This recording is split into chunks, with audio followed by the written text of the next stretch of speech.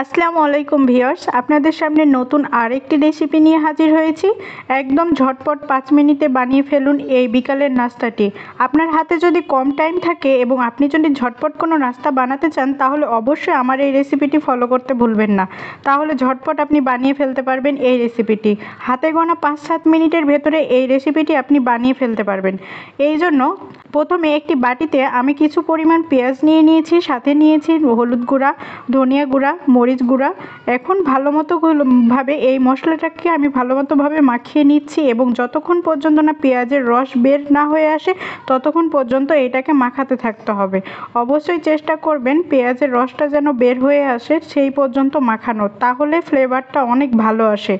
এখন যখন ভালো মতোভাবে মাখানো হয়ে যাবে তখন আমি এখানে প্রায় 2টা ডিম অ্যাড করে দিচ্ছি। এখন এই মিশ্রণটাকে ভালো মতোভাবে মিশ্রিত করে নিচ্ছি।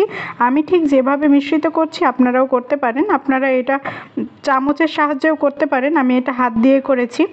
এখন অন্য আরেকটি পাতিলে আমি নিয়ে নিয়েছি 1 কাপ পরিমাণ ময়দা। আপনারা আটাও যোগ করতে পারেন, আপনারা আটা বা ময়দা যে কোনো একটা দিলেই হবে। আমি এখানে ময়দা দিয়েছি এবং সাথে 1 চিমটি লবণ দিয়েছি স্বাদটাকে ঠিক রাখার জন্য।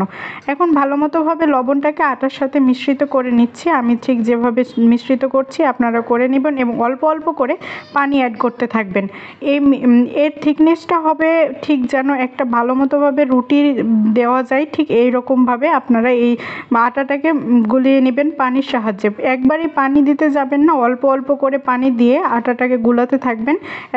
এরকম থিকনেস যখন আসবে তখন আটাতে পানি দেওয়া বন্ধ করে দিবেন। এখন চুলায় আমি একটি প্যান নিয়ে নিয়েছি এবং সাথে অল্প পরিমাণ তেল দিয়েছি। বেশি তেল দেওয়া যাবে না, অল্প পরিমাণ তেল দিয়ে তেলটাকে ভালো মতোভাবে ব্রাশ করে নেবেন এবং আটা যে গুলিয়ে রেখেছিলাম এখানে 1/2 কাপের মেজারমেন্ট কাপ দিয়ে আমি এই আটাটাকে ভালো মতোভাবে দিয়ে দিচ্ছি এবং ওটাকে একদম রুটির সাইজে, ঠিক যেভাবে রুটি বানানো হয় ঠিক এভাবেই রুটি বানিয়ে নেবেন এবং তার উপরে আমি দিয়ে দিব সেই ডিমের মিশ্রণটা। আটাগুলোকে চারদিকে সমানভাবে ছড়িয়ে দিবেন যেন কোনো জায়গা মোটা কোনো জায়গা পাতলা এমন না থাকে এবং খুন্তির সাহায্যে উপরে ভালো মতোভাবে ম্যাশ করে দিবেন যেন উপর নিচ না হয়ে থাকে, একদম প্লেনভাবে থাকে, তাহলে কিন্তু বেশি ভালো হবে। এখন উপরে আমি দিয়ে দিচ্ছি ওই ডিমের মিশ্রণটা। আপনারা পরিমাণ মতো দিতে পারেন, এক চাইতে বেশিও দিতে পারেন, কমও দিতে পারেন।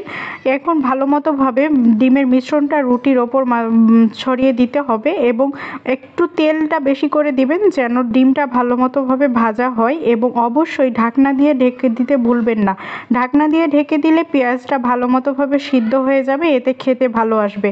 যদি ঢাকনা দিয়ে না ঢাকা হয় তাহলে পেঁয়াজটা কিন্তু ভালো মতোভাবে সিদ্ধ হয় না, খেতে একটু ভালো না লাগতে পারে। এখন যখন ভালো মতোভাবে ভাজা হয়ে যাবে তখন এপিট ওপিট উল্টিয়ে ভালো মতোভাবে এই রুটিটাকে উঠাই নেবেন।